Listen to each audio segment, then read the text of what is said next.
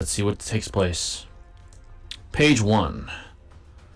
Alright, so we got Hamato here. You want to protect Lord Hokage, right? You need more power to deal with Code. Enough to take him down. Brand new power, so take it for yourself. In the form of a karma that's purely a weapon. Okay. The choice is in your hand. It's all up to you, Kawaki. And I can make it happen. You have the base criteria. Interesting, interesting. From this page, it seems that Hamato might have had something to do with it. Maybe this is a prequel to the events that took place in the previous chapter. That's just me kind of absorbing what I just saw on this page. This next page. Let's see. Alright, so we're back to now. So Kawaki has the karma. He has the one horn going on, similar to Ishiki. How does he have the karma again? What the heck? Naruto shocked in sage mode. He'd already finished reconstructing it. I guess Kawaki didn't have a choice. Never intended to let Kawaki decide whether he wanted karma back or not. Looks like Hamato. Wow.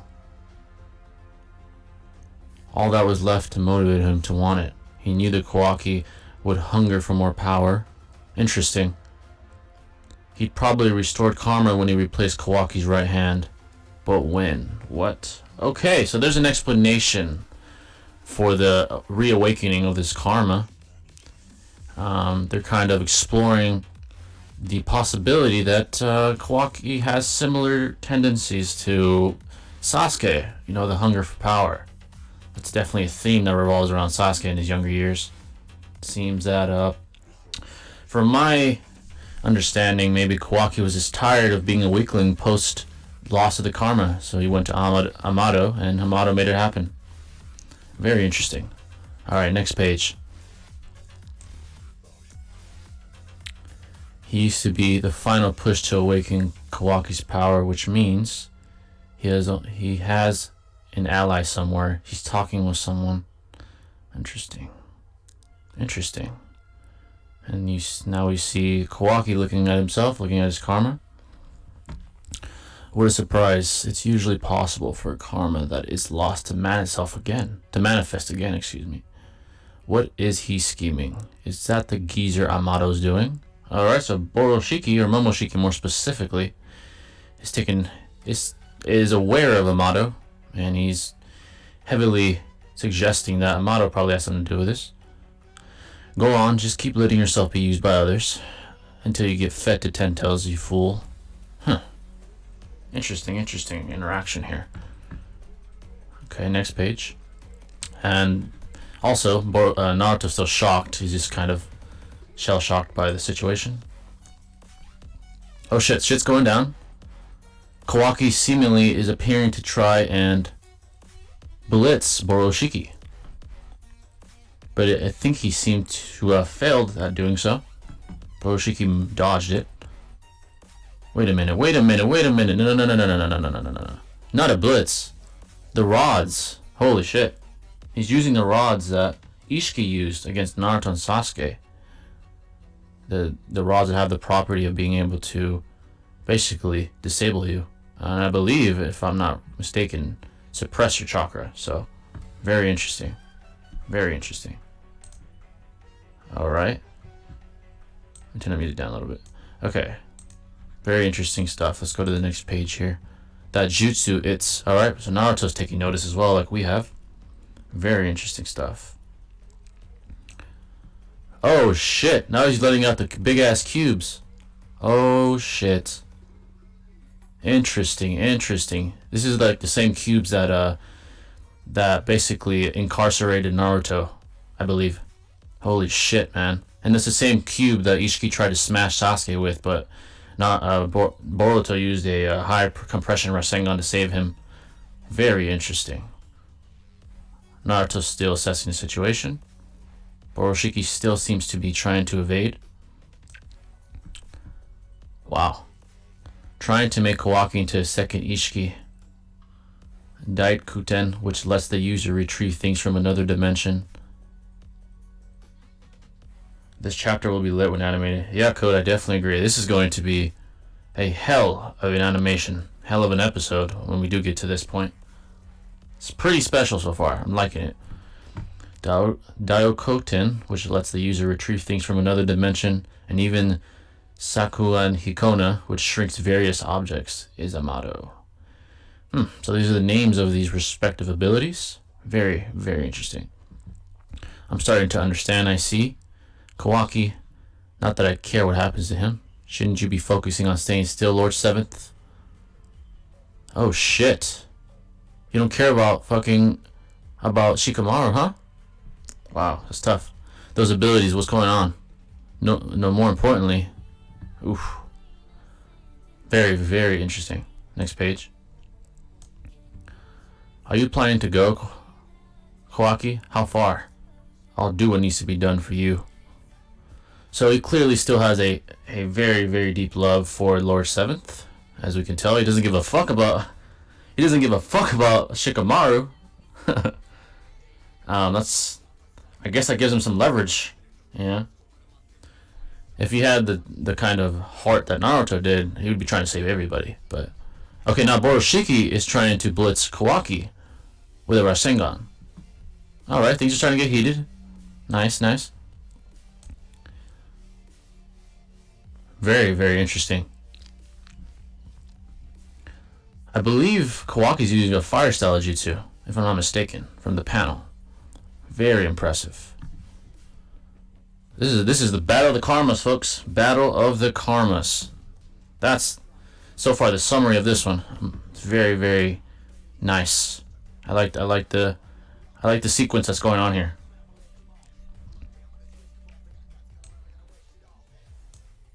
Oh shit! They're going to town now. See Kawaki awakening some of his like monster arms with his karma, going at Boroshiki. They're having a taijutsu exchange. Very interesting. Very interesting. Nice, nice. And here you see Boroshiki throwing what appears to be some kind of projectiles. I think they're shuriken, if I'm not mistaken, at Kawaki. Nice. Kawaki's shooting what appears to be horns of some sort towards Boroshiki. Okay. Oh shit. Oh, they're about to clash here. This is giving fucking Naruto Sasuke part 1 Valley of the End type vibes here. They're about to clash with the Rasengan and then with Kawaki's giant like karma arm.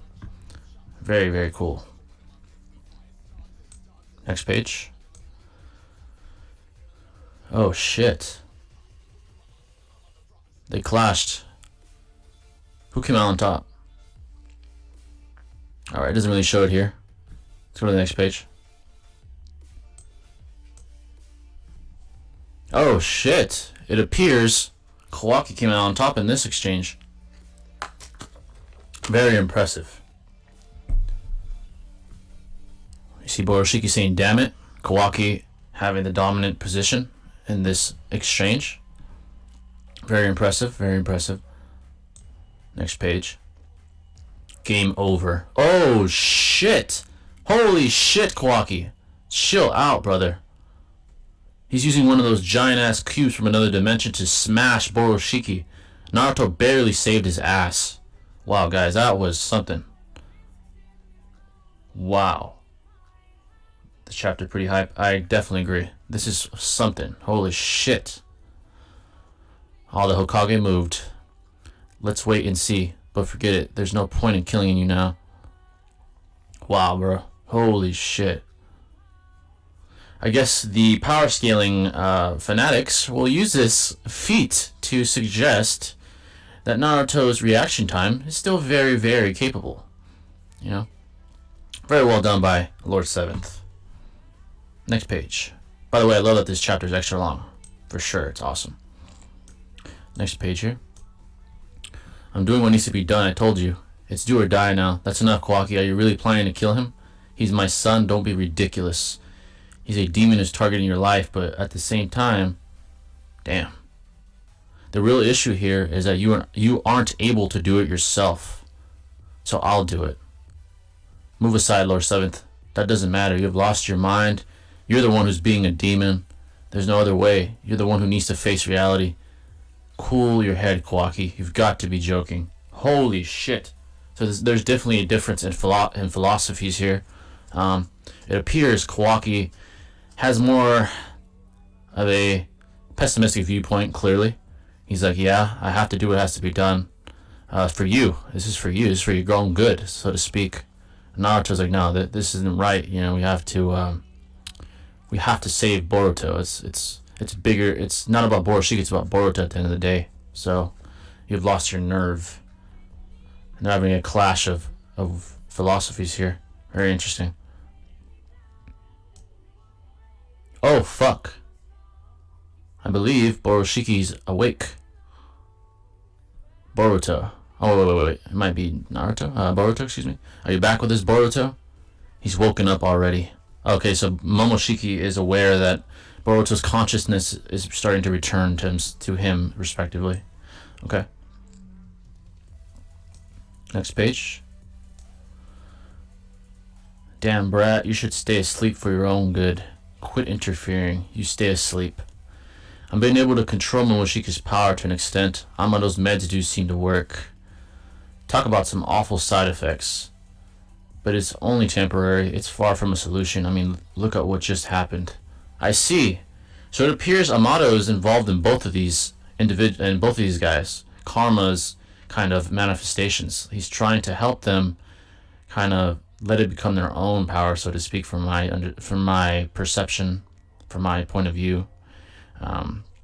Giving Boruto meds to try and be able to control the karma without Momoshiki's interference and without his consciousness fading away every time the karma is awakened. It's very interesting. I came this close to killing my own dad. Damn. Oh yeah, I remember. I'll somehow get rid of your karma, I swear. Do you remember, Boruto? What I said to you once? Very interesting. And I've come to realize today that we're gonna have to go through with our last resort plan. Yeah, unfortunately. What are you talking about? Hold on a minute. Wait. Give my best to mom and dad. To mom and Hima? I'm sorry, Dad. Oh, fuck.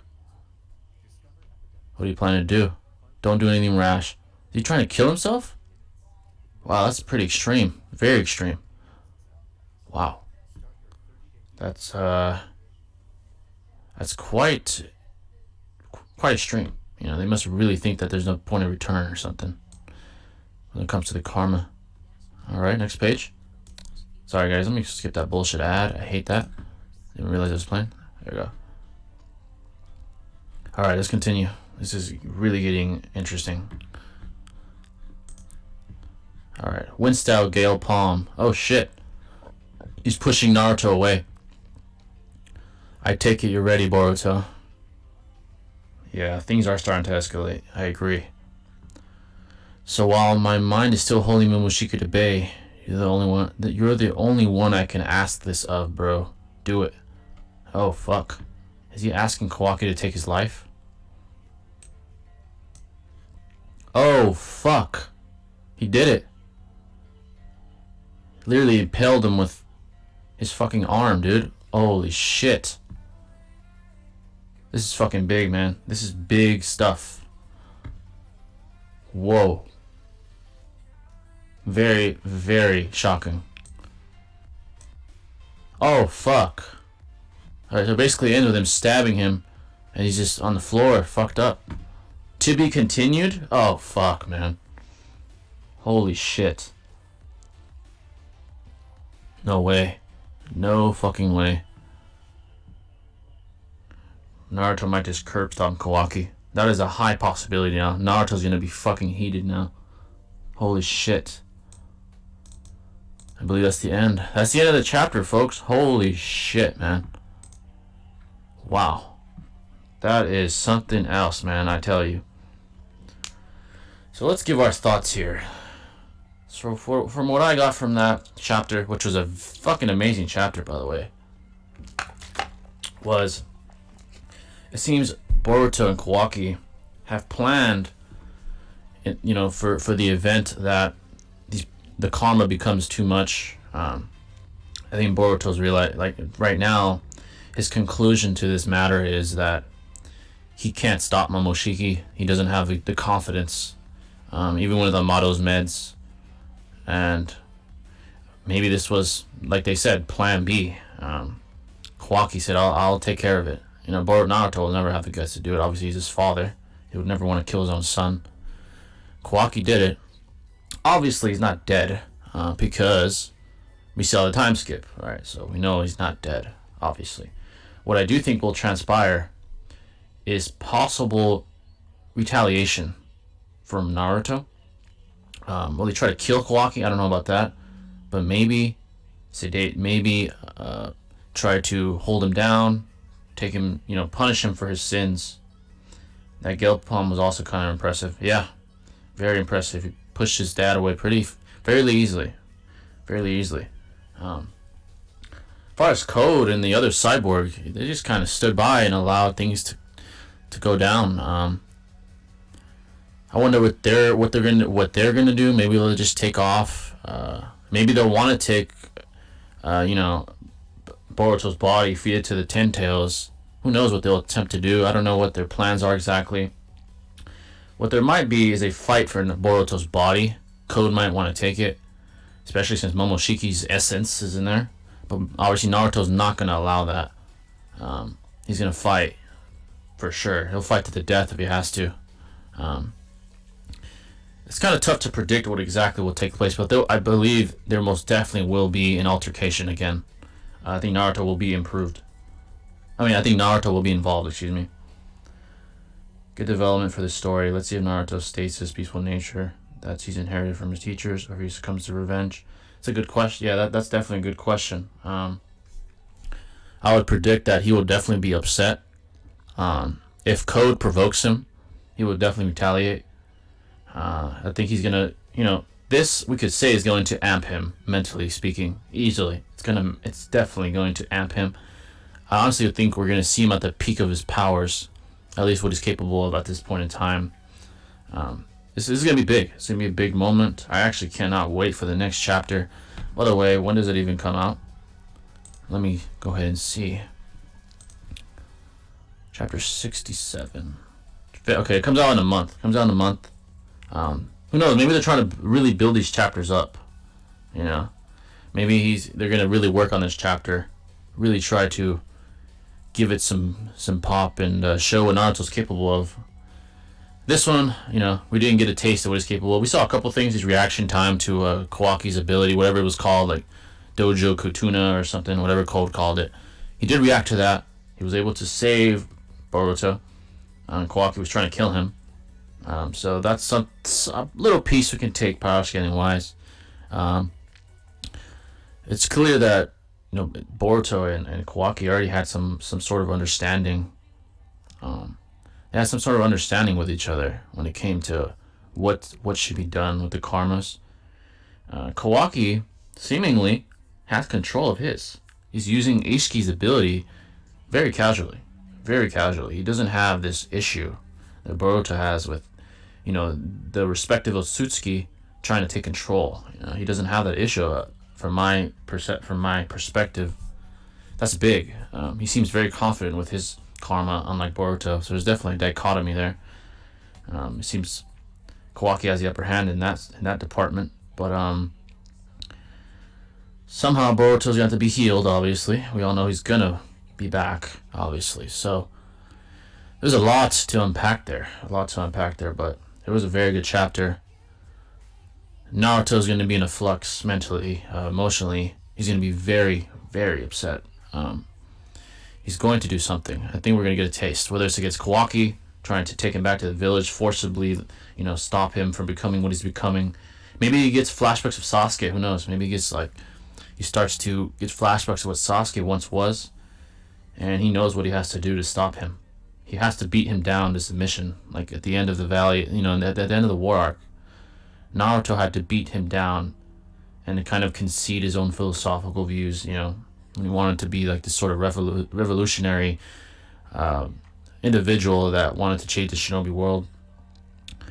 I think he's going to have to do that sort of thing with Kawaki here, because he's gonna realize that he's going down a dark path. That he's going down a dark path right now. You know, and he's hungry. He has the power now, and it's, I don't know, maybe it's corrupted him to some extent. You know, and it's just his traumas really have solidified his views. He has gotten softer. Obviously, it seemingly he cares more about Naruto than anything in the world. Would he kill Naruto? I don't think so. I think he'd kill himself before he kills Naruto. But he's willing to kill anybody else, including people that Naruto cares deeply about. Like we just saw here. Like Shikamaru, he didn't give a shit about him. He's like, I don't give a shit. He can die for all I care. And, you know, he was willing to take Boruto out. But then again, Boruto's different. I think he cares about Boruto as well. He just did it more so because Boruto planned this with him. This was the plan. You know, this was the solution in their own heads. It's very interesting stuff. So there's definitely this philosophical clash going on, similar to Naruto and Sasuke's, you know, clash back in the day. But this is a very good chapter. I was very, very pleased with the product of this one. I'm interested to see what Code does. He seemingly is very nonchalant. He's just kind of there, you know. But yeah, guys, that's the review. If you guys have any questions, feel free to ask before I end it. I'll stay a few more minutes. Ask any questions you may have, or if any comments you may have, and I'll answer them. But this was very good, though. Very, very good. I thoroughly enjoyed it. But I'll stick around for 4 or 5 more minutes. If you guys have anything else to say or ask.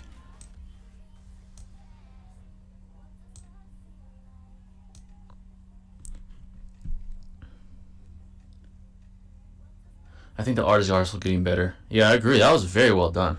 It was beautifully drawn out. Where is Shikamaru? He was kind of just in the background, like shitting his pants, man. He was shitting his pants, seeing these guys go at it. Almost, I think he was being threatened by Code, and Kawaki didn't give a shit. He's like, yeah, I don't care about this guy. But he seems fine now. Yeah, as far as the time skip, you know, I reacted to that video by 6. This is definitely fundamental in the development of that time skip, for sure. You know, building Kawaki's philosophy and his view on in the Shinobi world. I'm waiting for Kakashi to do something. Man, we need to see more of Kakashi, man. Every time we see him, he lights up the screen. You know, when he had that little 1,000 years of death to Code. Exactly, that's what we need. But Kakashi, when he had that little interaction with Koji, I was really praying for a little scuffle there, but you know, we didn't get that. You know, there was definitely some respect, though. There was definitely a respect even from Koji. He respected Kakashi. You know, that's definitely what we could take definitively from their little encounter. Kakashi's just an awesome character. You know, he's an awesome character, and hopefully we get to see what he can do. You know. Very good character. Sasuke, who knows what he's gonna do. If Naruto can successfully get Boruto back to the village, Sasuke definitely would not be happy with Kawaki as well. The village in general will look at Kawaki as a monster. That's almost inevitable. It's gonna be hard for that not to be the case. He's going to be ostracized even further than he already has. You know, all the Genin and all the now Chunin are going to be disgusted by him. Obviously, they really love Boruto, especially his team. They're going to be really very, very upset. So keep that in mind as well. The purple lightning is so cool. Yeah, his moves. Kakashi's arsenal is one of the coolest, aesthetically speaking. It's just pretty fucking cool. So yeah, there's just a lot there. It's just pretty amazing. My boy Konohamaru needs something, man. Give this man some relevance. Maybe a new Monkey King Ebma like Hiruzen had, Sage Mode something. I agree. Konohamaru just, with the very, very, very beginning of Boruto, it kind of seemed that it was implied that something was going to happen, and nothing really went with him. He had his little fight with Jugo. It was cool. I mean, he had his little moment, but nothing like life-changing when it comes to our image of him, you know? He's respectable shinobi, but is he someone that we look up to as like a upper tier godlike shinobi? Absolutely no, he's not. You know, it's unfortunate. He got fucked up by Koji. Like, he made him his bitch. Like, literally setting his ass on fire. That was just humiliating, embarrassing. But Koji is a monster, though, so it's. I guess there's nothing. If you're gonna lose to someone, Koji's somebody to lose to. But yeah, I hope they do something with him. You know, something with him. As far as Amato, I said this in my reaction in 6 video. If you guys seen it, it's just he just breeds mystery and suspicion. You know. But what we do know is that he's helping Boruto and Kawaki with their karma development. He's like willing to help. Then again, he might have a second, you know, an alternative motive. He might have an alternative motive. Who knows? It's clear that he hates the Otsutsuki, that he doesn't want them winning. You know, with him betraying Jigen and lying to him the whole time. Ishiki, more specifically. So, I don't know what his motive is exactly. I really can't put my finger on it. I just don't think it's as simple as someone trying to wrong his trying to pay for his transgressions and trying to recover from that. I really don't think it's that simple. Then again, maybe I'm wrong, and maybe he really is trying to just atone for his sins by helping Boruto and Kawaki. But who knows? Who knows? It's very interesting. It's very, very interesting. But there's a lot to unpack. You know, the village is going to change with this drastic event. In all their eyes right now, especially Naruto's, Boruto seems dead. You know, that seems to be the case. In their eyes, he's fucking dead. So, that's going to show to them, they're going to imply that Kawaki is just at a point of no return. You know, he's at a point where he needs to be dealt with somehow. That's a big moment, man. It's a very, very big moment.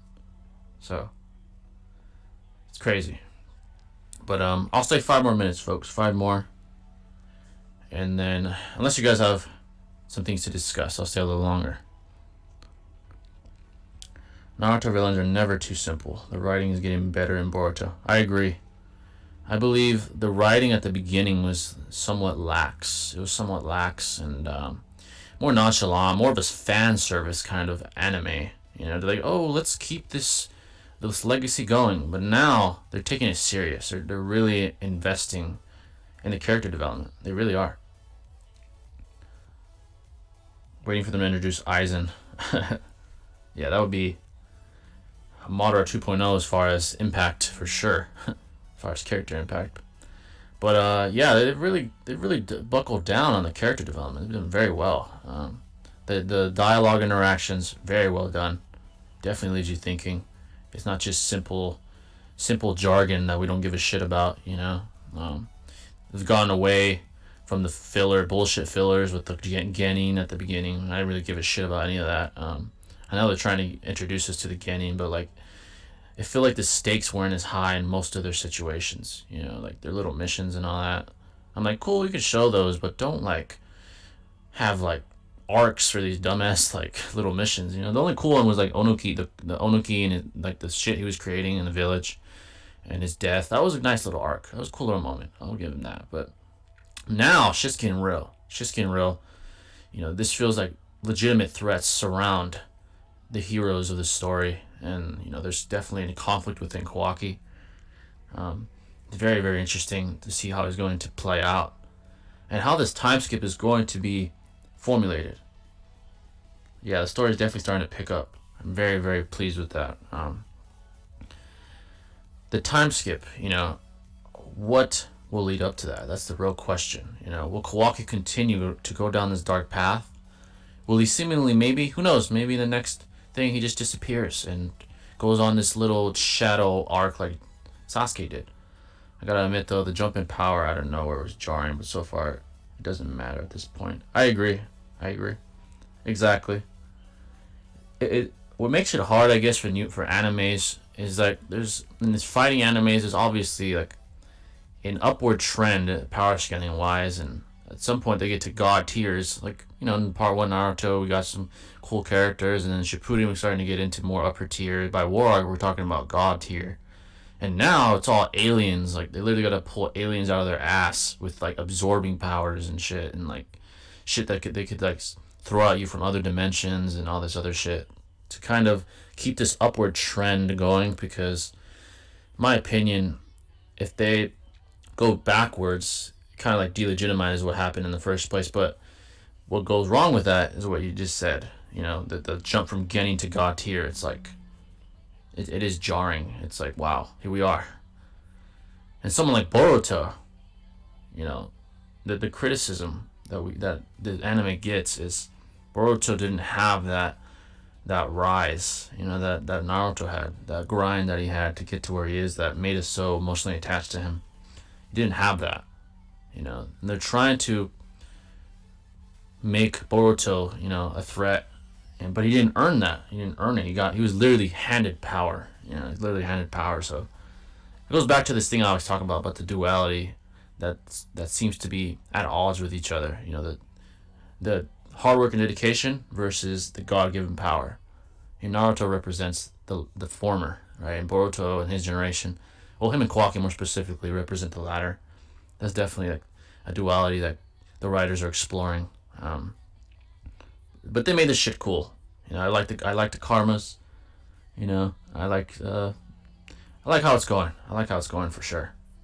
It's definitely very, very, very cool so far. I'm taking it more seriously. It's not a joke anymore. Like at the beginning when we had like these little Genin missions and shit, and Naruto and Sasuke were like those guys. But yeah, it's a hell of a chapter. Can't wait to see what goes on next. But yeah, guys, I think that's it. Unless anyone has an immediate question. Oh, someone had a question. Where do you think Himari will scale after the time skip? How strong? It's a good question. I think they're gonna give her moment. I definitely think they're gonna give her her screen time, her development, and right now, you know, there's this kind of gag that she has this godly Byakugan, right? When she seemingly like sedated Naruto on the day of his inauguration as a Hokage.